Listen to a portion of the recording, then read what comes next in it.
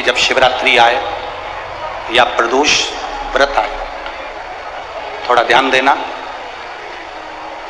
ये उन लोगों के लिए है जो 1 रुपये कमाते हैं, सवाया खर्च होता है, घर में जिनकी संपदा जुड़ती नहीं, बीमारियों में पैसा ज़्यादा जाता हो, या कहीं ना कहीं तकलीफें अपनी जिंदगी में आती है, उसके लिए शिव आराधना कार्तिक महीने की थोड़ा ध्यान से श्रवण करें। कार्तिक के महीने में पूर्णिमा से पूर्णिमा के बीच में जो सोमवार पड़े, प्रदोष पड़े, शिवरात्रि पड़े, प्रयास करना। अगर बहुत कष्ट की जिंदगी चल रही हो तो शिवरात्रि, प्रदोष और जितने सोमवार पड़ रहे हो कार्तिक में 4-5 जो सोमवार पड़े, उसमें एक बेलपत्र अशोक सुंदरी वाली जगह पर और शमी पत्र देवादिदेव महादेव के ऊपर, ये 2 जगह पर अवश्य चढ़ा।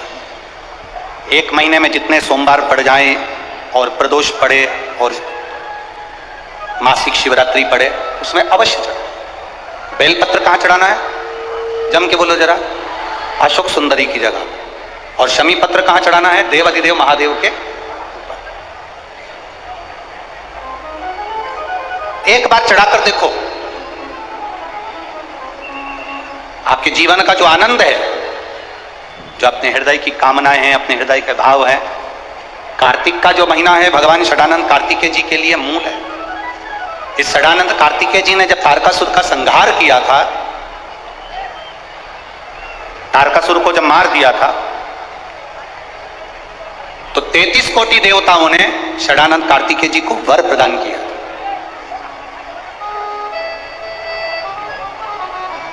कार्तिकेय जी को वर प्राप्त हुआ। लक्ष्मी जी ने और भगवान नारायण ने षडानंद कार्तिकेय जी से कहा, हे स्कंद देव, हे कार्तिकेय, कार्तिक के महीने में जो दीप दान करता है उसके घर में कभी संपदा की कमी नहीं आती है। कार्तिक महीने के दीपदान की महत्वता जैसे ही लक्ष्मी और नारायण ने कही, तब ब्रह्मदेव प्रकट हुए और देवादिदेव महादेव प्रकट हुए, मां पार्वती के साथ में, और ब्रह्मा जी प्रकट हुए मां ब्रह्माणी के साथ में। उन्होंने वर प्रदान कर दिया। षडानंद कार्तिकेय भूलवश भी अगर कोई बेलपत्र और शमी पत्र दोनों एक साथ आपकी बहन अशोक सुंदरी और आपके पिता देवादिदेव महादेव को शमी पत्र जो समर्पित कर देगा, षडानंद कार्तिकेय इस कार्तिक के महीने में देवादिदेव महादेव कहते हैं उसके यहाँ कुबेर का भंडार शिव भर देते। ये जो बेलपत्र है ये आप समर्पित करेंगे अशोक सुंदरी वाली जगह पर। कहाँ समर्पित करेंगे? अशोक सुंदरी की जगह। और शमी पत्र आप समर्पित करेंगे देवादिदेव महादेव के ऊपर। बस इसमें एक चीज का स्मरण अपने को करना है, जब अपन अशोक सुंदरी की जगह पर बेलपत्र चढ़ाएंगे तो ये डंडी का जो मुख है ये महादेव के जो खाली स्थान है, खाली वाली जगह, उसी ओर होगा। शमी पत्र की जो डंडी का मुख है इसी की और जिस ओर तुमने बेलपत्र चढ़ाया है उसी ओर शमी पत्र की भी डंडी का मुख उसी ओर होगा।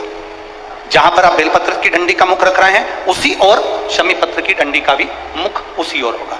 तो देवादिदेव महादेव, भगवान शंकर, मां जगतजननी जगदम्बा, श्री ब्रह्मदेव, ब्रह्माणी षडानंद कार्तिकेय को वर प्रदान कर दे। संसार में 2 चीजें 2 लोगों से नहीं पूछी जाती है। पूरे संसार में 2 चीजें 2 लोगों से नहीं पूछी जाती है। एक, स्त्री से उसकी आयु नहीं पूछी जाती है। बोलो सही है कि गलत है? संसार में 2 चीजें 2 लोगों से नहीं पूछी जाती है। एक, स्त्री से उसकी आयु नहीं पूछी जाती है, और दूसरा, पुरुष से उसकी आय नहीं पूछी जाती है। स्त्री से आयु नहीं पूछी, पुरुष से आय नहीं पूछी। क्यों नहीं पूछना चाहिए? क्योंकि स्त्री से आयु इसलिए नहीं पूछते क्योंकि स्त्री अपने लिए कभी नहीं जीती, स्त्री हमेशा दूसरों के लिए जीती है। और पुरुष से उसकी आय नहीं पूछते। क्यों नहीं पूछते? क्योंकि पुरुष अपने लिए नहीं कमाता, हमेशा दूसरों के लिए कमाता है, इसलिए इन दोनों से नहीं पूछा जाता। स्त्री से उसकी आयु नहीं पूछी जाती और पुरुष से उसकी आय नहीं पूछी जाती। आदमी किसके लिए कमा रहा है? सुबह 8 बजे से दुकान पर बैठता है, रात को 10 बजे तक दुकान पर बैठता है, दिन भर मेहनत करता है। आप में से कितने लोग हैं जो दिन भर मेहनत करते हैं तो सोने की रोटी खाते होंगे? चांदी का कटोरा पूरा की पूरा खा जाते होंगे। अगर करोड़पति भी करोड़ों का धन कमा रहा है, गरीब बड़ा भी अगर धन कमा रहा है, तो वो 2 रोटी ही खा रहा है। एक भिखारी हमारे दरवाजे पर जब भीख मांगने के लिए आता है, वो भीख मांगने नहीं आता, हमको ज्ञान देने आता है। भिखारी भीख मांगने दरवाजे पर आता है तो हमको ज्ञान देने के लिए आता है। भिखारी ये कहने के लिए आता है, भैया मुझे रोटी दे दो, भैया 2 रुपया दे दो। वो रुपया लेकर, रोटी लेकर तुम्हारे दरवाजे के बाहर एकांत में बैठकर रोटी को खाता है। बोलो खाता है कि नहीं खाता? भिखारी जब दरवाजे पर आता है तो ज्ञान देने के लिए आता है, रोटी मांगता है, दरवाजे पर खाता है। दुकानदार के सामने भिखारी जब मांगने के लिए आता है तो वो ज्ञान देने के लिए आता है, दुकानदार से कहने के लिए आता है कि देख मैं भीख मांग कर खाता हूं तो भी समय पर रोटी खाता हूं, और तू दिन भर कमाता है तो भी रोटी तेरे नसीब में नहीं आ पाती। दिन भर कमाता है तो भी रोटी तेरे नसीब में नहीं आ पाती। 10 बजे का टिफिन तैयार है, पत्नी फोन लगा रही है, सुनो भोजन का टाइम हो गया, 11 बज रही है, 11:30 बज रही है, 12 बज रही है, स्वामी भोजन कर लो, स्वामी आओ भोजन कर लो। पत्नी पति को बुला रही, बच्चे बाप को बुला रहे, पापा समय हो गया अभी तक नहीं आए, भोजन करना है, पापा आओ। भाई भाई को कह रहा है, देख फैक्ट्री बाद में चले जाना, दुकान बाद में चले जाना, चल रोटी खा पहले। पत्नी रोटी के लिए बुला रही, बच्चे रोटी के लिए बुला रहे, पर अभी बस 2 ग्राहक और कर लूं इसके बाद आता हूं, 2 फाइल और निपटा लूं इसके बाद आता हूं, 2 काम और कर लूं इसके बाद आता हूं। और हम जिस रोटी के लिए कमा रहे हैं, जिस रोटी के लिए मेहनत कर रहे हैं, जिस रोटी के लिए हम 24 घंटे लगे हैं, मालूम पड़ा वो रोटी धीरे धीरे छूटती चली गई। 10 बजे रोटी खाने वाला 12 बजे खा रहा है, 12 बजे वाला 1:30 बजे खा रहा है। फिर बीमारी हो गई शुगर की, बीमारी हो गई बीपी की। कभी डॉक्टर तुम्हारा परिचित हो तो उससे पूछना कि बीपी और शुगर कैसे होते हैं। समय पर जो भोजन नहीं करता उसको बीपी और शुगर की बीमारी होती चली जाती है। समय पर जो अपनी जिंदगी को नहीं जीता उसको बीमारियां बढ़ती चली जाती हैं। पूछो कभी। एक भिखारी भी हमको ज्ञान देता है कि अपनी जिंदगी में जो हमने कमाया है उस कमाई का थोड़ा सा अंश हम अपने ऊपर खर्च करें। हम कमाई का अंश, इस व्यासपीठ से कभी नहीं कहा आपसे कि आप अपने धन को किसी को दे दो, आप अपने धन को किसी को दान कर दो। हम कभी नहीं कहते इस व्यासपीठ से कि तुम तुम्हारी संपदा उठाकर किसी को दिया ना या किसी को दान करिए ना। हम इतना जरूर कहते हैं कि तुमने जो कमाया है, तुम जो कमा रहे हो उसको अपने ऊपर खर्च जरूर करना, जिससे लगे कि तुमने मेहनत कर कर कमाया तो अपने ऊपर खर्च किया। खर्च किया तुमने। स्त्री से कभी आयु नहीं पूछी जाती, पुरुष से कभी आय नहीं पूछी जाती, क्योंकि स्त्री कभी अपने लिए जिंदगी नहीं जीती। जीती है तो पहले माँ बाप के लिए, माता पिता ब्याह कर कर भेज देते हैं तो पति के लिए, पति के बाद में जब बच्चे आ जाते हैं तो बच्चों के लिए, फिर जीती है तो अपना पोता पोती नाती पंती के लिए। पूरी जिंदगी स्त्री अपने शरीर को अगर संभाल कर रखती है तो दूसरों के लिए रखती है कि मेरे बच्चे सुखी रह लें, मेरा परिवार सुखी रह ले। समय आता है, आगे वर्णन आया, तारकासुर के 3 पुत्र हैं, तारकाक्ष, विदुम्माली, कमलाक्ष। और ये तीनों पुत्र हैं, ये बड़े विकराल, बड़े प्रबल। इनको मालूम पड़ा कि हमारे पिताजी शांत हो गए तो पिता के शांत होने का इन्होंने बदला नहीं लिया। इन्होंने भगवान ब्रह्मा जी की तपस्या करी, तब कर कर ब्रह्मा जी से वर मांगा, वर दीजिए। ब्रह्मदेव ने कहा क्या वर चाहिए? हमारे प्राण ना छूटे। ब्रह्मा जी ने कहा यह हो नहीं सकता कि तुम्हारे प्राण नहीं छूटेंगे, मरना तो पड़े, प्राण तो छूटे, तो हमें वर दो। हम तीनों मरे तो एक साथ मरे। 3 पुरियों का निर्माण कर दीजिए जिन पुरियों में हम निवास करें। 3 पुरियों का निर्माण करा, तीनों में जाकर तारकाक्ष, विदुम्माली, कमलाक्ष की तीनों निवास कर, तीनों ने निवास कर। जब तीनों निवास करने लगे, सोने की पुरी, तांबे की पुरी, लोहे की पुरी। पुरी का मतलब होता है क्षेत्र जिसके अंतर्गत वो रह रहे हैं। तीनों ने सुंदर सुंदर महल का निर्माण किया, तीनों। और सुंदर महल का निर्माण कर कर तीनों जब रहने लगे, हाहाकार मच गया। तीनों ने विचार कर लिया कि अपन तीनों कभी नहीं मिलेंगे एक जगह पर, कभी एकत्रित नहीं होंगे। ये हमको सीखने की बात है। शिव महापुराण की कथा बहुत कुछ सिखाती है हमको। जब भी तीर्थ करने जाओ, पूरा घर का व्यक्ति एक साथ मत जाओ, ये शिव पुराण सिखाती है। किसी नदी में स्नान करने जाओ, घर का पूरा व्यक्ति एक साथ मत जाओ, घर में किसी का न किसी का रहना जरूरी है। ये शिव पुराण सिखाती है हमको। षडानंद कार्तिकेय चले गए, तारकासुर के 3 बेटों ने उपद्रव मचाया। जो उपद्रव मचाया, देवताओं ने भगवान शिव से प्रार्थना करी। भगवान शंकर ने जाकर 3 पुरियों को भस्म कर दिया। 3 पुरियों को जैसे ही भस्म करा, शंकर जी का नाम त्रिपुरारी हो गया। भगवान शंकर जब त्रिपुरारी बन गए, आगे वर्णन आया, शंकर जी से प्रार्थना करी, बाबा इन तीनों का संहार करिए। देवाधिदेव महादेव ने देवताओं से कहा कि तुम सब पशु बन जाओ और मैं तुम्हारा पति बन जाता हूं। भगवान एक बड़े नंदी का रूप धारण कर लिया और भगवान शिव ने एक बड़े नंदी का रूप धारण कर कर देवताओं से कहा तुम पशु बनो। देवता पशु बनकर भागने लगे, भगवान शंकर पीछे पीछे उनके भागने लगे। देवताओं से भगवान शंकर ने कहा पशु बनकर जाना, तीनों पुरियों में प्रवेश कर जाना, तीनों पुरियों के राजाओं को एक जगह इकट्ठा कर लेना, मैं उनका संहार कर दूंगा। तीनों पुरियों के राजा एक जगह एकत्रित हो गए। शंकर भगवान बड़े नंदी का रूप लेकर उनको मारने के लिए सींग से पछाड़ने लगे। जैसे तारकाक्ष विदुम्माली को पछाड़ा, नीचे से कमलाक्ष की निकल गया, उसने फरसा उठाकर शंकर भगवान का सिर काट दिया। बड़े नंदी का रूप देवाधिदेव महादेव लिए थे। जैसे ही पशु भगवान पशुपति बनकर जो गए थे, उनका जो सिर कटा वो नेपाल में जाकर गिर गया, धड़ केदार में जाकर गिर गया, तो केदारेश्वर हो गए। और शीश गिरा नेपाल में तो पशुपति नाथ, भगवान शिव पशुपति नाथ। शंकर जी ने देखा कि ऐसे मरने वाले नहीं हैं। शिव जी अपने असली स्वरूप में आ गए। हाथ में त्रिशूल लेकर देवाधिदेव महादेव ने तारकाक्ष विदुम्माली को मारा, पीछे से कमलाक्ष फिर आया। शंकर भगवान ने उसी त्रिशूल के पीछे के नोक से कमलाक्ष को मार दिया। तीनों के प्राण छूट गए। देवताओं ने पुष्पों की वृष्टि कर दी, चारों तरफ आनंद की अनुभूति हो गई। बोल पशुपतिनाथ भगवान की, हर हर महादेव। बोल बम का नारा है, सारी समस्या का हल, शिव तत्व की प्राप्ति हो गई। जानकर देवताओं ने आनंद पाया। भगवान शंकर जी ने पाशुपत्य अस्त्र और पाशुपत्य व्रत दोनों को प्रकट किया। क्या क्या चीज प्रकट करी, जम के बोलो जरा। पाशुपत्य अस्त्र और पाशुपति व्रत।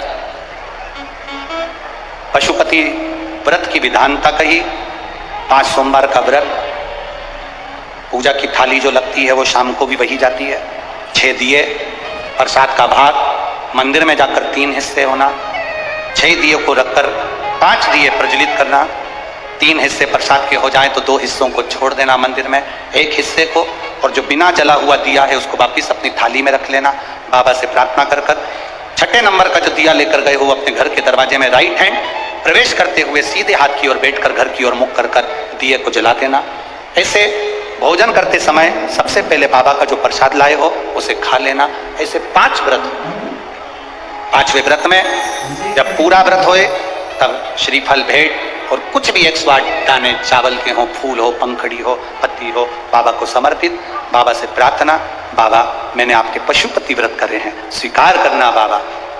पशुपति व्रत के चलते चलते 5 व्रत के अंदर अगर कभी जिंदगी में अपने क्षेत्र में शिव महापुराण की कथा 200-300 किलोमीटर दूर भी हो रही हो तो एक बार सुनकर जरूर आना। बाबा आपके मन की मुराद को पूर्ण जरूर कर देगा। आप में से भी कई माताओं के पशुपति व्रत होंगे, हैं, कईयों के होंगे, और उस बीच में आपको ये 5 दिन की शिव महापुराण की कथा में 1 दिन की भी अगर कथा मिली है तो समझना कि बाबा की कृपा आप पर हुई है। ये शिव तत्व। एक कथा आप लोगों ने सुनी होगी, महर्षि वर्तंतु। महर्षि वर्तंतु जिनके शिष्य थे कोत्स, जिसका नाम था कोत्स। महर्षि वर्तंतु के शिष्य कोत्स बड़े आज्ञाकारी थे कोत्स। और वर्तंतु जो कह देते थे, महर्षि वर्तंतु जो बोलते थे वो कोत्स वो सुनता था। महर्षि वर्तंतु का एक काम बड़ा प्रबल था, वो कोत्स से हमेशा कहते थे कि पार्थिव लिंग का निर्माण करो, मैं पूजन करने आ रहा हूं। पार्थिव लिंग का निर्माण करो, मैं पूजन करने। ये वर्तंतु ऋषि, महर्षि वर्तंतु कोत्स से कहते थे। अब कोत्स का कार्य यह था कि वो रोज एक पार्थिव शिवलिंग का निर्माण करता और अपने गुरु जी को आवाज लगाता, गुरुदेव गुरुदेव, गुरुजी पधारो, गुरुजी पधारो, आवाज लगाता। वर्तंतु महर्षि आते और पूजन करने बैठ जाते। बहुत सावधानी से स्मरण करना इस कथा का, बहुत सावधानी। अब पूजन करने वर्तंतु महर्षि बैठ जाते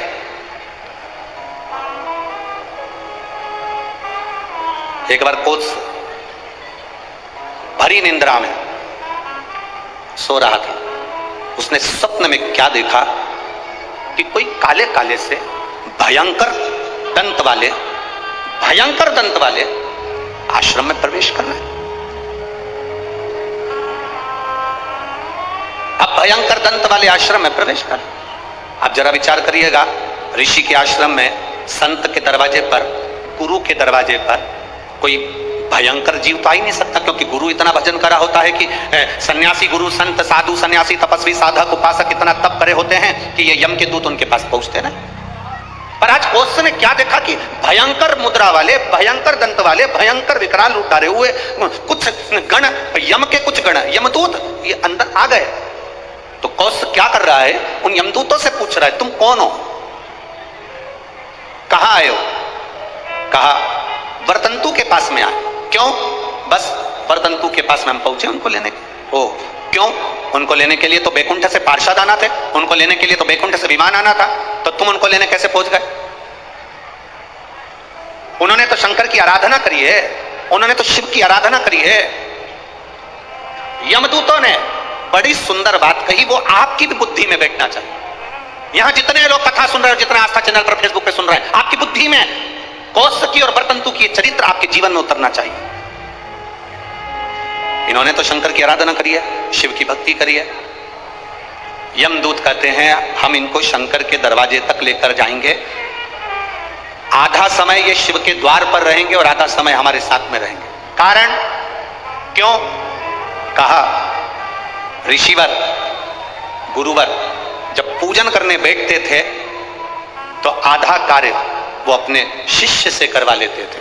बेटा फूल लेके आना, बेटा आसन बिछाना, बेटा ये सामान लेकर आना, बेटा वो सामान लेकर आना। एक स्त्री एक पुरुष स्वयं, आप अगर ठाकुर जी से सेवा करने बैठे हो, भगवान से लाड लड़ाने बैठे हो, भगवान की पूजन करने बैठे हो, भगवान की आराधना करने बैठे हो, तो अपनी पूजन की थाली स्वयं लगाइए। पशुपति व्रत करने वाली माताएं ध्यान रखेंगी इस बात के लिए।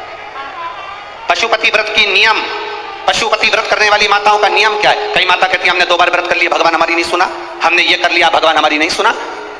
आप आए नहीं, सुबह हो गई, मेरी पूजा की थाली धरी की धरी रह गई। क्यों? उसका कारण क्या था? मतलब मेरी पूजा में कोई ना कोई कमी निश्चित।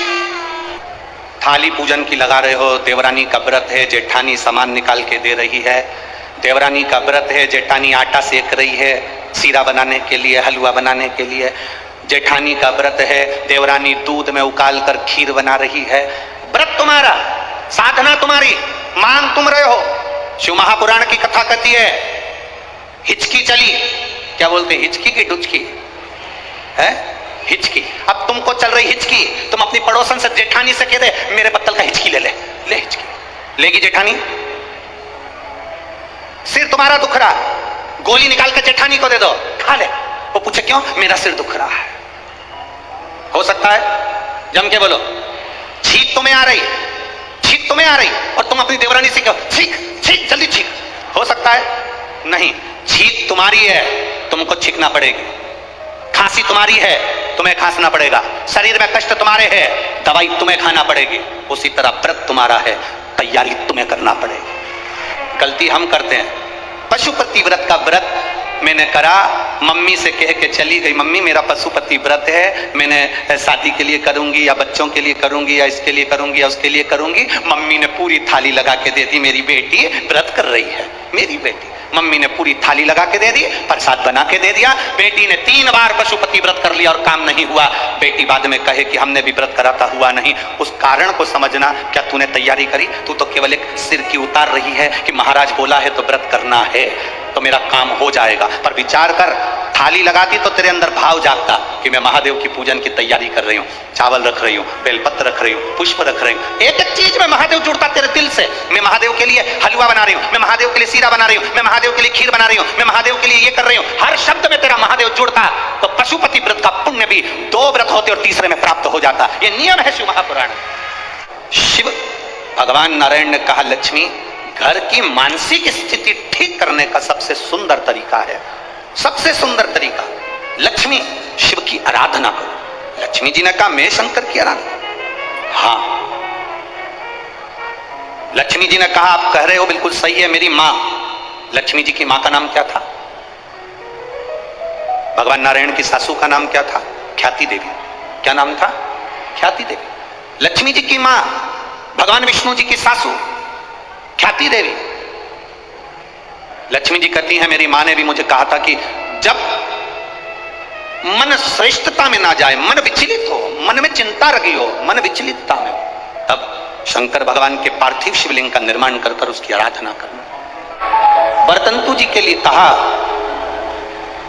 आधे से ज्यादा जो कार्य था वो कोस कर देता था।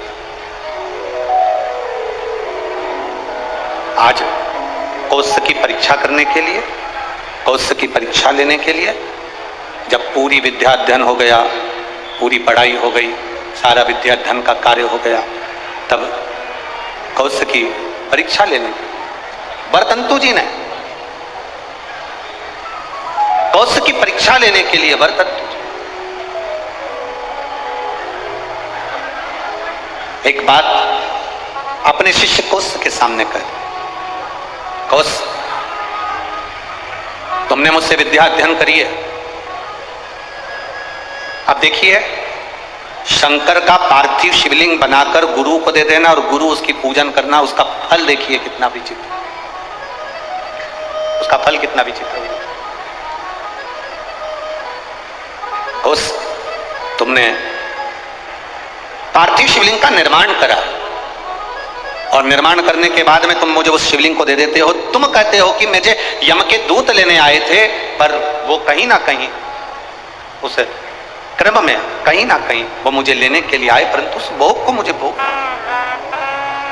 शिव तत्व को भी जाना है और यमलोक को भी जाना है।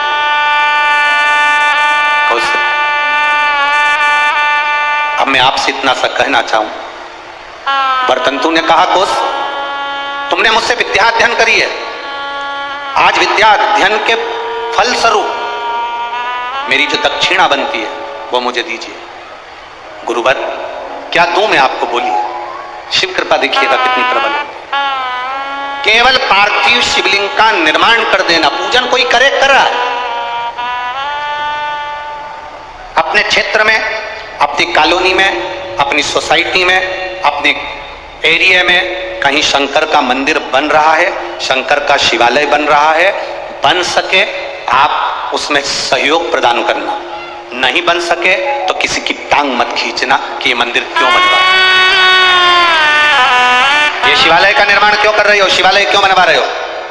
केवल शंकर भगवान के पार्थिव लिंग का निर्माण करने वाले उस कोस पर शिव कृपा कैसी होती है वो कथा यहां वर्णन कर वर्तंतु जी ने कहा। वर्तंतु का अब वर्तंतु ने कहा कोस, एक कोस मैंने जो तुमको विद्या अध्ययन कराया उसकी दक्षिणा। कोस ने कहा गुरुवर ये पूरा जीवन आपके लिए है, ये पूरी जिंदगी आपके लिए, आप बताइए क्या दे सकता हूं, क्या प्रदान करूं मैं, आप बोलिए। कोस तूने मुझसे विद्या अध्ययन करी है, 14 करोड़ सोने की मुद्रा मेरी विद्या अध्ययन जो तूने करी उसके फल स्वरूप तुझे देना पड़ेगा। कितनी करोड़?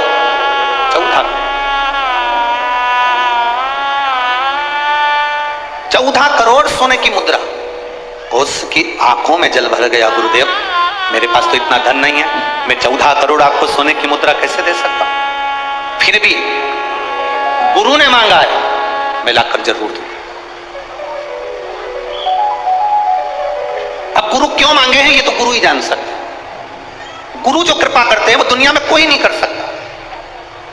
एक संत सदगुरु शिव का उपासक भगवान की भक्ति करने वाला, दिन रात शंकर का स्मरण में डूबने वाला, दिन रात राम नाम कृष्ण नाम की भक्ति में डूबने वाला, केवल उसकी आंख की दृष्टि ही पड़ जाती है तो जीव का कल्याण हो जाता है। वो सहज नहीं है गुरु।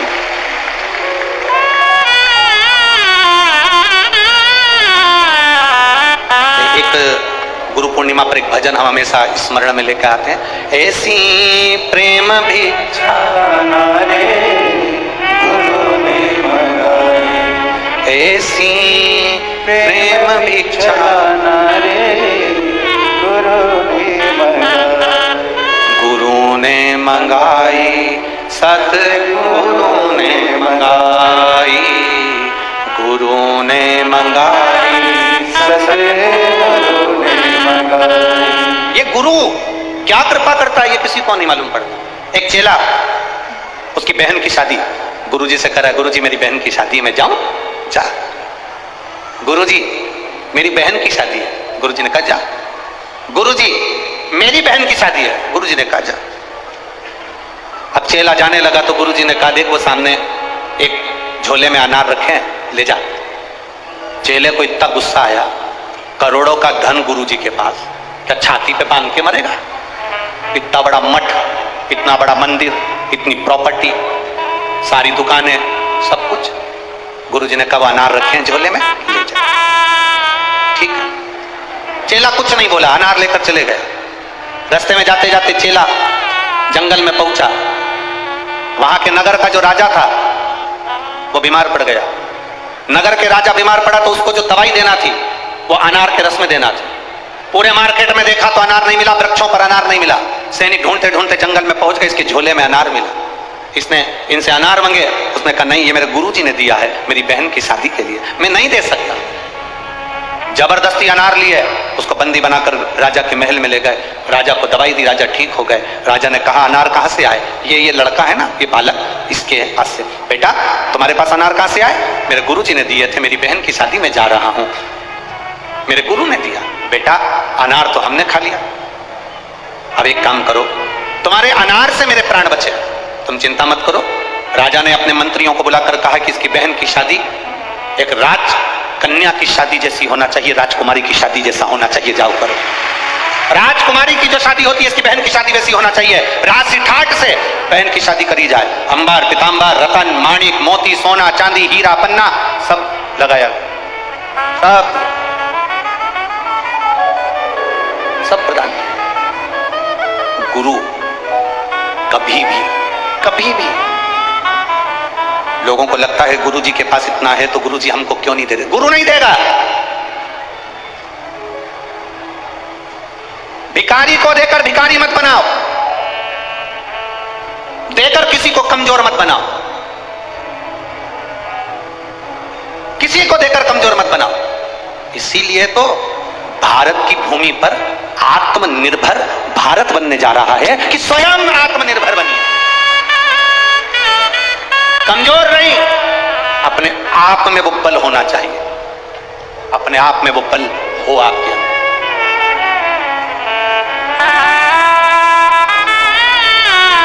आज प्रेस वार्ता थी, मीडिया के एक बंधु ने प्रश्न किया कि कल आपने व्यासपीठ से कह दिया कि शास्त्र और शस्त्र उठाना चाहिए, आपने तो ये गलत कहा। हमने कहा आत्मरक्षा के लिए, स्वयं की रक्षा के लिए, धर्म की रक्षा के लिए और सनातन धर्म की रक्षा के लिए वो बहुत जरूरी हो गया है।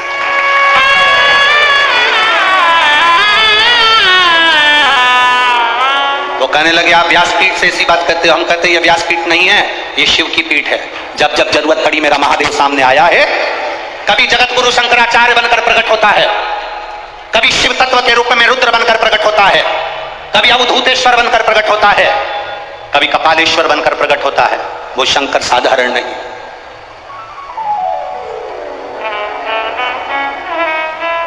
शास्त्र की जरूरत जहां शास्त्र की है वहां शास्त्र की हो, जहां शस्त्र की हो वहां शस्त्र क्यों ना दे। आप अपनी भक्ति के बल को तो बढ़ाओ। गुरु अपने हाथ से अपनी झोली में से धन निकालकर 50,000, 1 लाख, 2 लाख, 5,000, 2,000 गुरु कभी नहीं देगा। गुरु आपको अगर धन दे देगा तो फिर गुरु किसी काम का नहीं। गुरु अगर देगा तो ऐसा समान, ऐसी कृपा, ऐसी दृष्टि गुरु दे देता है जिससे जिंदगी में तुझे किसी के आगे हाथ ना फैलाना पड़े। वो गुरु देता, किसी के आगे हाथ ना फैलाना पड़े, वो गुरु कहता है। आज तक इस व्यासपीठ से आपको कभी भभूति दी? अरे बोलो जम के। कोई बेल दी, कोई नारियल दिया, कोई सामान दिया? नहीं। इस व्यासपीठ से केवल एक बात कही कि शंकर के मंदिर जाना, एक लोटा जल चढ़ाना, उसके दरवाजे जाते रहोगे वो तुमको छोड़ेगा नहीं और तुम्हारी जिंदगी को सार्थक कर देगा। बिना भभूति, बिना बेल, बिना नारियल के भी ये दुनिया के पत्र ये भरे पड़े हुए हैं, और इससे दुगने ये नीचे रख, उससे दुगने ये बिना भभूति के और बिना पत्र, बिना नारियल के और बिना बेल, ये पत्र जिसमें केवल और केवल तुम्हारा भरोसा और तुम्हारा विश्वास और उसके सिवाय कुछ भी नहीं।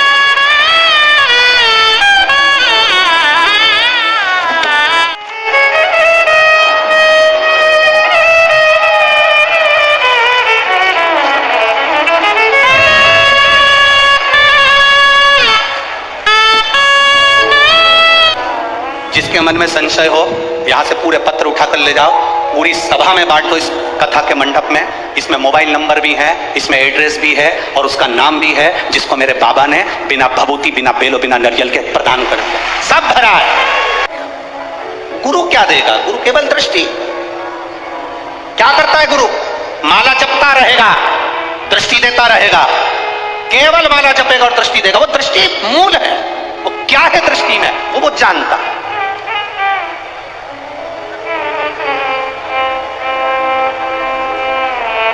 क्या देगा?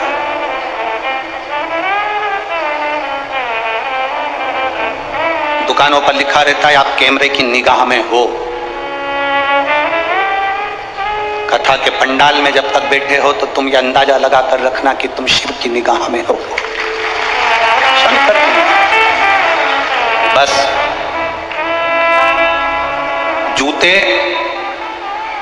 कपड़े, जान पहचान वाले आपको अगर कष्ट दे रहे हैं, कौन कौन? जम के बोलो जरा।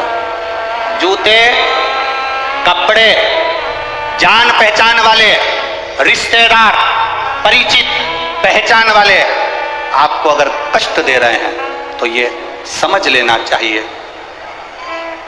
कि ये हमारे साइज के नहीं है। ये हमारे साइज के नहीं है। जूता कष्ट दे तो पहचान जाओ कि ये मेरी साइज का नहीं है। कपड़ा कष्ट दे तो समझ जाना कि ये मेरी साइज का नहीं है। और रिश्तेदार कष्ट दें तो समझ जाना कि ये तुम्हारी साइज के नहीं है। साइज देखिएगा कि ये गलत साइज का कपड़ा पहन लिया है आपने, गलत साइज का जूता पहन लिया है आपने, ये साइज के नहीं है। गलत लोगों से संबंध कर लिया आपने, ये साइज के नहीं है। जूता, कपड़ा और रिश्ते, नाते, पहचान वाले अगर कष्ट दे रहे हैं, पहचानना ये तुम्हारी साइज के नहीं है। तुम जिस साइज के हो ना, भले तुम्हारा पेट्रोल पंप नहीं है, भले तुम्हारे पास 4 व्हीलर गाड़ी नहीं है, पर तुम्हारा दिल बड़ा है, वैसा होना चाहिए। साइज पहचानिएगा। धन से साइज की पहचान नहीं होती। धन से कोई साइज की पहचान नहीं होती। संपदा से, कुर्सी से, पद से, प्रतिष्ठा से साइज की पहचान नहीं है। दिल से होती है, हृदय से।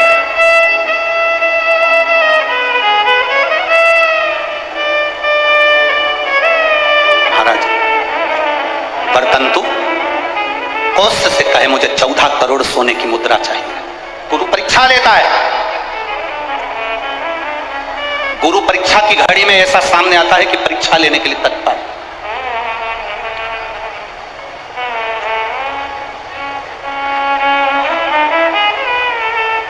ली परीक्षा। 14 करोड़ सोने की मुद्रा।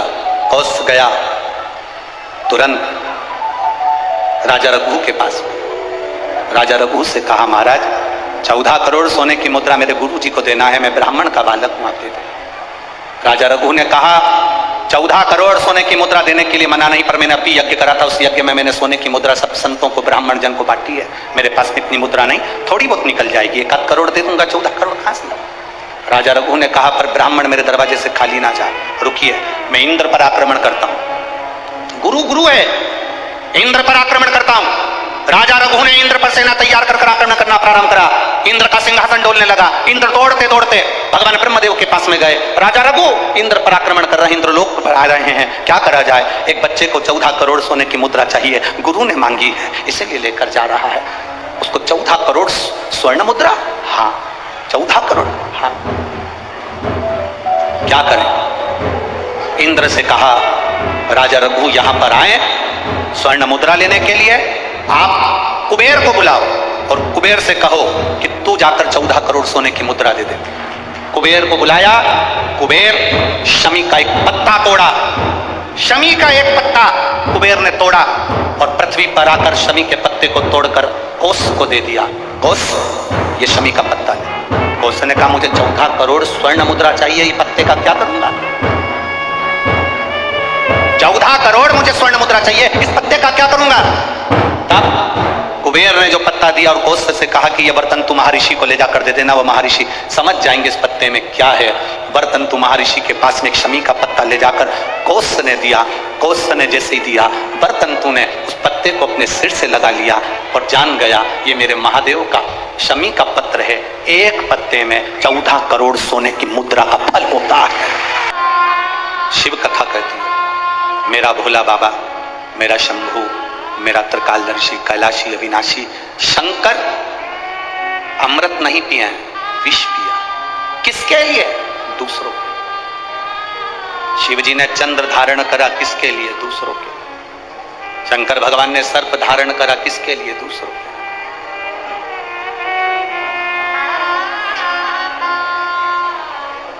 सर्वे भवन्तु सुखी। अपने लिए क्या रखा? क्या रखा? पार्वती जी ने पूछ लिया था भोलेनाथ जी से, बाबा आप सारी दुनिया को देते हो, अपने पास कुछ नहीं रखते हो, क्यों नहीं रखते? शिव जी कहते हैं पार्वती मुझे रखने की जरूरत नहीं है, मैंने जिसको दिया है अगर वो उसका सही उपयोग करेगा तो उसका एक अंश मेरे पास आएगा। अगर उसने सही उपयोग करा तो उसका एक अंश मेरे पास में आएगा, मेरे करीब में पहुंचेगा। अगर वो सही उपयोग कर रहा है तो आप किस चीज का सही उपयोग कर रहे हैं? नयन दिए मेरे धर्मा बाबा ने दर्शन करने के लिए, इन नेत्रों से हम दिन भर अपने मोबाइल को, अपनी टीवी को देखते रहते हैं। श्रवण दिए भगवान ने कथा को सुनने के लिए, हम इससे कथा श्रवण नहीं कर पाते। मुख दिया मेरे दातार ने भजन करने के लिए, हम भजन नहीं कर पाते। पांव दिए मंदिर तक जाने के लिए, हम जा नहीं पाते। हाथ दिए जनमानस की सेवा के लिए, हम सेवा नहीं कर पाते। शरीर का प्रयोग करा कहां? मुख का प्रयोग करा मदिरा पीने में, शराब के नशे में, गंदे नाली के पानी में। कान का प्रयोग करा निंदा और चुगली और गाली सुनने में। नेत्रों का प्रयोग करा गंदी चीजें देखने में। पांव का प्रयोग करा गंदी जगह जाने में। हाथ का प्रयोग करा गंदी वस्तुओं को छूने में। हमने प्रयोग करा क्या? हम ले क्या पाए भगवान शिव से? शंकर के मंदिर जाना, जल का पात्र लेकर जाना, वहां से खाली पात्र लेकर मत आना। आपको पहले भी कथा में कहा, बोला था कि नहीं बोला था? शिव जी पे चढ़े हुए जल को थोड़ा सा झेल कर कलश में डालकर जरूर लेकर आना, उसका आचमन करना, घर में छींटना। शंकर के पास जाना तो कभी खाली वापिस मत आना। शिव कथा कहती है अगर आप जल चढ़ाने नहीं भी गए, बिना लोटे के, बिना जल के, बिना बेलपत्र के, बिना धतूरे के, बिना शमी पत्र के, बिना चावल के दाने के भी आप शंकर के पास अगर पहुंच गए हो तो शंकर आपको कभी खाली नहीं भेजता, वो झोली भर कर ही भेजता। शिव भक्ति होती ही ऐसी है। शंकर भगवान की अविरल भक्ति का फल ही यही है। शंभु शरणे मांगू घड़ी रे, दुख आड़ो दया करी। शिव कथा कहती है भगवान की शरणागति के करीब में जब हम जाएं तो हम भगवान से कुछ मांगे चाहे ना मांगे, वो दिल से देता जरूर है, दिल से देता। आप लोगों से एक बात पूछे क्या? जवाब दोगे? अरे बोलो तेरे नागपुर वालों, पक्का? ठीक है। तुम्हारी आर्थिक स्थिति ठीक है, तुम्हारी आर्थिक स्थिति ठीक हो और मानसिक स्थिति ठीक नहीं हो, तो आर्थिक स्थिति का कोई कारण, कोई अच्छा फल होगा क्या? जम के तो बोलो जरा। और अगर तुम्हारी आर्थिक स्थिति ठीक नहीं हो, तुम्हारे पास में धन नहीं हो, ज्यादा गाड़ी बंगला नहीं हो, और तुम्हारी मानसिक स्थिति ठीक हो, तो उसका फल होगा कि नहीं होगा? होगा ना। उसका फल यही नागपुर की कथा, आज चतुर्थ दिवस की कथा प्रत्येक मानव के जीवन में जानना चाहिए। तुम्हारे घर में धन बढ़े चाहे ना बढ़े, पर तुम्हारा मन और तुम्हारी बुद्धि, चित्त तुम्हारा अच्छा होना चाहिए, तो तुम्हारा धन अपने आप बढ़ जाए। आर्थिक स्थिति ठीक हो और मानसिक स्थिति ठीक नहीं हो तो धन का क्या करोगे? पैसा क्या खाओगे कि डनलप के गद्दे को छाती पे धर के ले जाओगे?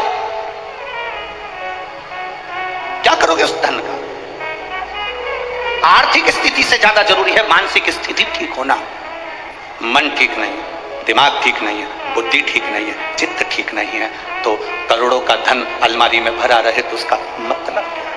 क्या मतलब? सारे देवताओं में, 33 कोटि देवी देवताओं में, सारे देवताओं की आर्थिक स्थिति बिल्कुल ठीक है, करोड़ों का धन है, संपदा है, सुख है, वैभव है,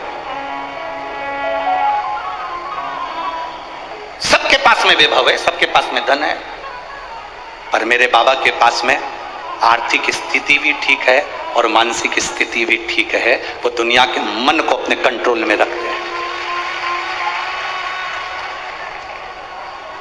एक बार लक्ष्मी जी ने नारायण से कहा था, प्रभु आपका और हमारा झगड़ा होता रहता है, आपका और हमारा विवाद होता रहता है, आप हमारे पति, हम आपकी धर्म पत्नी और विवाद करते हैं। ब्रह्माणी ब्रह्मा जी से कहती है आप और हमारा विवाद होता रहता है। धन बढ़ गया पर घर में सुख भी तो होना चाहिए। प्रतिदिन यहाँ जितने लोग भी कथा सुन रहे हैं और जितने लोग आस्था चैनल पर, फेसबुक, यूट्यूब पर कथा सुन रहे हैं, बहुत कम लोग होंगे जो रोज शंकर भगवान का पार्थिव शिवलिंग बनाते होंगे और उसकी पूजन करते होंगे। बहुत कम लोग होंगे जो पार्थिव शिवलिंग का निर्माण कर कर उसका पूजन करते होंगे, बहुत कम लोग।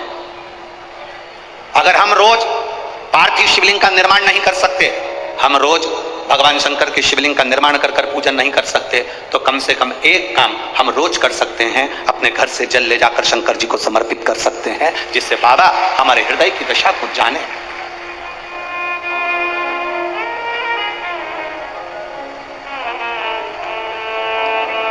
आज का जीवन कैसा हो गया? आज का जीवन है कैसा? जैसे सरकारी स्कूल का टीचर, सरकारी स्कूल में नौकरी करने वाला, सरकारी स्कूल में पढ़ाने वाला टीचर अपने बच्चे को पढ़ाता है प्राइवेट स्कूल में और कामना करता है भोलेनाथ जी से कि मेरे बेटे की नौकरी सरकारी स्कूल में लग जाए। जरा विचार करना, सरकारी स्कूल का टीचर अपने बच्चे को पढ़ाता है प्राइवेट स्कूल में और नौकरी लगवाना चाहता है, बोलो जम के बोलो जरा, सरकारी स्कूल में। हमारी बात दुनिया के लोगों को बहुत बुरी लगती है महाराज, बाद में कहते हैं सीवर वाले महाराज को बोलने का तरीका नहीं है। तो तुम जिस दिन तरीके पे आ जाओगे तो हम भी तरीके से बोलना प्रारंभ कर देंगे, उसमें क्या दिक्कत है? उसमें क्या टेंशन? सरकारी स्कूल में पढ़ाने वाला टीचर, सरकारी स्कूल का प्रिंसिपल, सरकारी स्कूल में पढ़ाने वाला टीचर अपने बच्चे को पढ़ाता है प्राइवेट स्कूल में और बेटे की नौकरी लगवाना चाहता है सरकारी स्कूल में। कारण उसको स्कूल की पढ़ाई का अंदाजा है, उसको स्कूल की कमाई का भी अंदाजा है, इसलिए वो नौकरी सरकारी चाहता है। अगर तू अपने बेटे को सरकारी नौकरी चाहता है तो अपने बेटे को सरकारी स्कूल में पढ़ाना भी चाहिए, पढ़ाना भी चाहिए। जब तुम अपने बच्चे को सरकारी स्कूल में पढ़ाओगे तो तुम्हें मालूम पड़ेगा कि हमें किस तरह से बच्चे को पढ़ाना है, हमें कितना ज्ञान देना है, कितनी प्रबलता देना है, कितनी विद्वत्ता देना है। एक साइंटिस्ट पहले अपने साइंटिस्ट बनने वाला पहले धीरे धीरे धीरे धीरे प्रैक्टिकल कर करके तब जाकर साइंटिस्ट बनता है। आप भी जब अपने ऊपर अमल करोगे तब मालूम पड़ेगा कि जिंदगी की दौड़ में हमें कितने आगे निकलना है, कितने पीछे हम जा रहे हैं।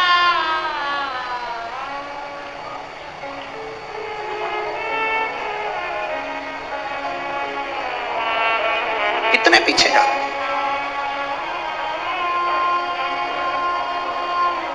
कितना विचित्र संसार हो गया, जरा विचार करिएगा। वो तो अब शिव महापुराण की कथा होती है तो ये लाखों की भीड़ अब जुटने लगी है, अब आने लगी है।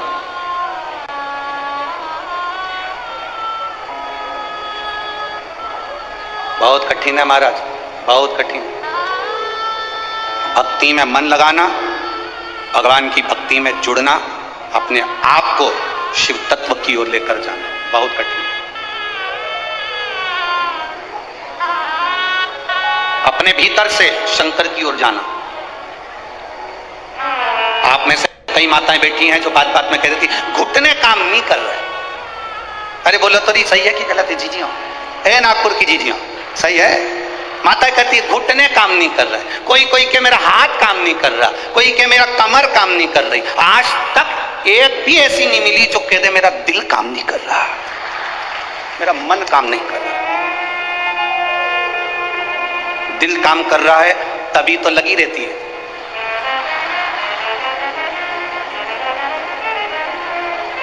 घुटना भले काम नहीं करे पर दिल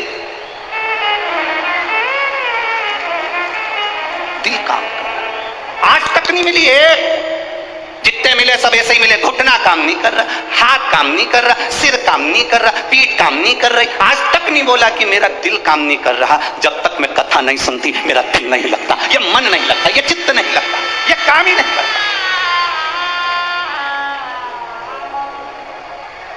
ये दिल नहीं लग रहा, ये मन नहीं लग रहा।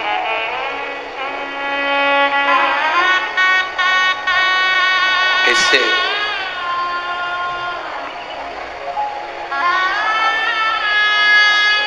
भगवान शंकर की भक्ति के बिना ये मन कैसे लग जाए? कैसे? अरे खानो नहीं भावे मने पीनो नहीं भावे, दौड़ दौड़ मन सत्संग जाए। और मैं तो शिव की दीवानी ऐसी हो गई रे, सपनों में आवे मारे डमरू वाला। मेरे स्वप्न में मेरा डमरू वाला मुझे दिख रहा। जब दिल बिना कथा के नहीं रहता, कथा नहीं भी होती है तो लोगों को कानों में भी ऐसा लगता है कि सियोर वाला महाराज कहीं कथा बाच रहा है। किसी किसी को होता है जिसके कानों में कथा सुनने की आदत हो जाती है, जब टीवी पर भी नहीं आती तो कथा लगती। आपके साथ भी हुआ होगा, कभी किसी गली में से निकल रहे होगे तो आपको लगा होगा ऐसा लग रहा है कथा चल रही है। जिसको ऐसा लगे कि मुझे ऐसा लग रहा है कि कथा चल रही है, गली में से निकल कर जा रहे हो, आवाज आ गई, ट्रेन में सफर कर रहे हो, बस में सफर कर रहे हो, तुम्हें आवाज आ गई, तुम्हें ऐसा लगे कि कथा चल रही है, समझ लेना तुम्हारा दिल भोलेनाथ से लग गया। अब मानता नहीं है, ये चित्त लगता ही नहीं, शिव में समाहित हो। बोल बम का नारा है, शिव में हमारा चित्त लग गया, शंकर में हमारा मन लग गया, ये हृदय लग गया और उसी से लगना। वो कहे सताओ ना हमें लोगों, हमें दिल की बीमारी है। सताओ ना हमें लोगों, हमें दिल की बीमारी है। हमारा वेद दुनिया में वो डमरू धारी। ये बीमारी का इलाज करने वाला केवल एक है, वो शिव।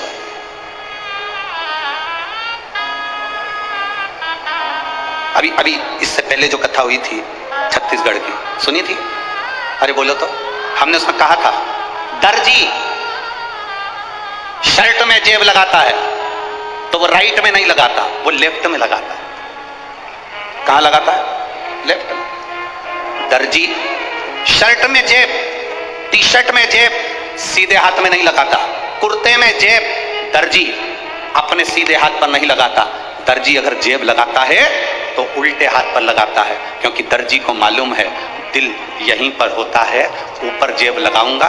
कभी मंदिर गया बेलपत्र लाएगा ना तो ऊपर की जेब में रख लेगा। ये बेलपत्र नहीं, शंकर दिल के करीब होना चाहिए, हृदय के करीब होना चाहिए। ये शिव दिल के करीब हो, हमारे हृदय के करीब हो हमारा शंकर, हमारा ओ घड़ी दयालु दातार नजदीक हो हमारे। अभी कई लोग अभी कल कथा यहाँ पर सुबह, आज की कथा तो ये 2 से 5 है, कल टीवी पर भी 2 से 5 आएगी, पर यहाँ पंडाल में जो कथा रहेगी वो सुबह 8 बजे से 11 बजे तक रहेगी। अब जो अहमदाबाद की कथा थी वो परमिशन ना मिलने के कारण बस कैंसिल हो गई, तो अब कथा होगी 3 नवंबर से 9 नवंबर तक ब्रज में, कोसी कला में, मथुरा में 2 बजे से 5 बजे तक। अब बीच में जो समय है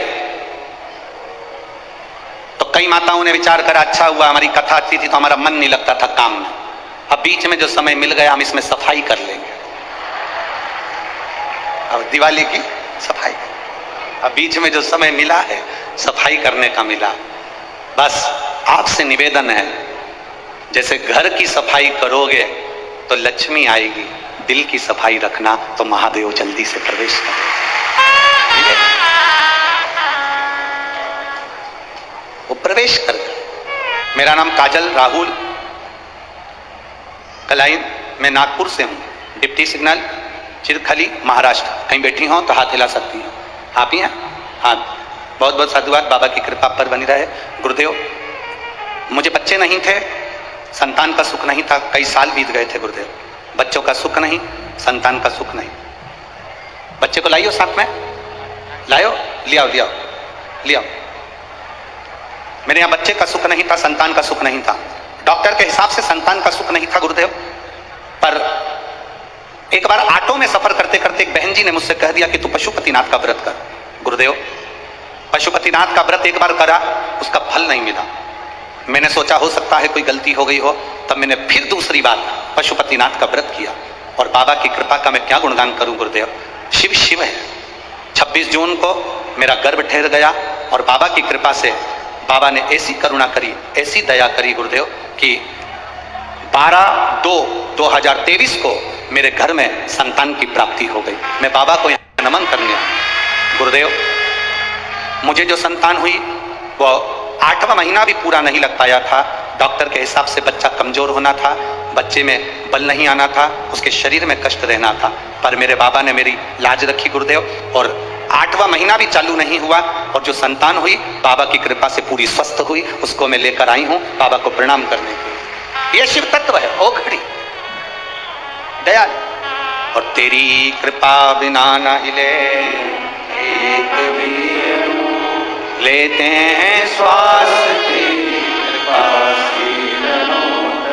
शिव तत्व की प्राप्ति, आपका विश्वास।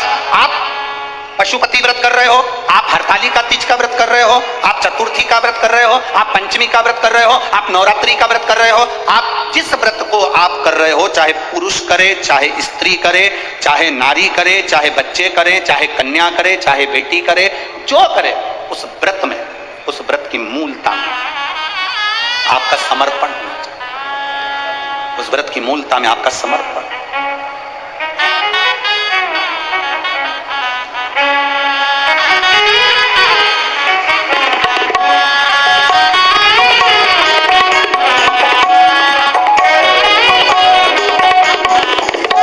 जोरदार ताली बजाना।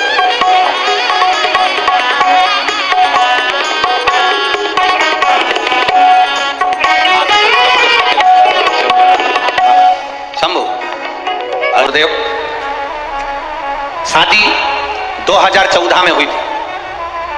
शादी के बाद कोई संतान का सुख नहीं हुआ।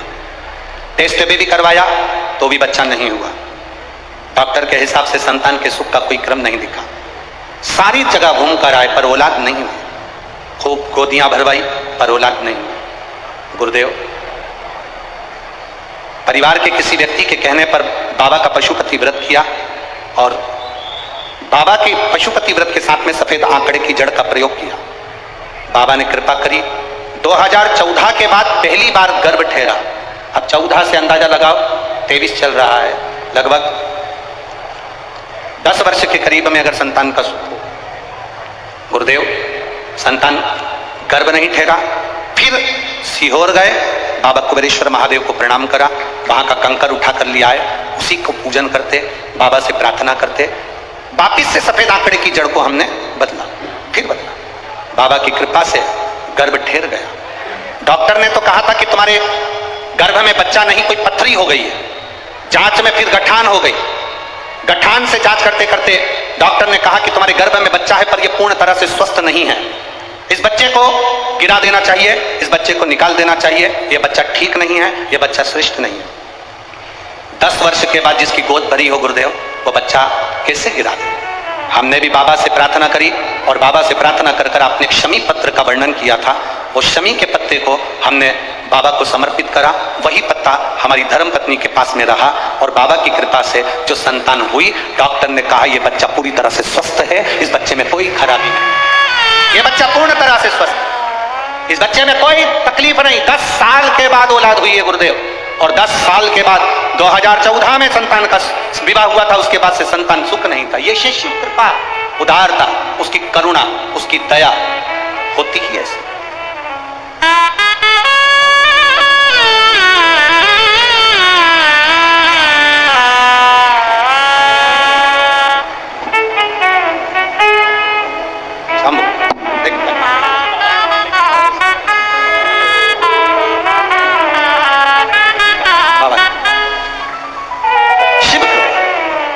में लिखा, डॉक्टर कह दिए थे कि इसको निकाल दो, ये बच्चा ठीक नहीं है।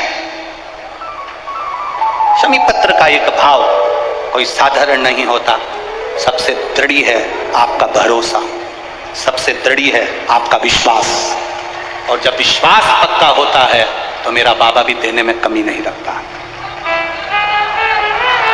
देने में कमी नहीं रखता। मेरी जीजियों और कथा मंडप में विराजमान मेरे सारे जीजाओं, एक बात का ध्यान लगा कर बैठना कि तुम्हारा यहाँ 3 घंटा 2.5 घंटा तुमने जो बाबा को दिया है ना, ये तुम्हारा 2.5-3 घंटा कभी टॉकीज को देना वो तुम्हारा व्यर्थ जा सकता है, 2.5-3 घंटा अपने परिवार को देना वो व्यर्थ जा सकता है, 2.5-3 घंटा अपने दोस्त को देना वो व्यर्थ जा सकता है, पर ये तुमने जो 3 घंटा रोज 5 दिन तक कथा सुनी, ये तुम्हारी व्यर्थ नहीं जा सकती, ये तुम्हारे खाते में जाएगी, खाते ये खाली ना जाएगा।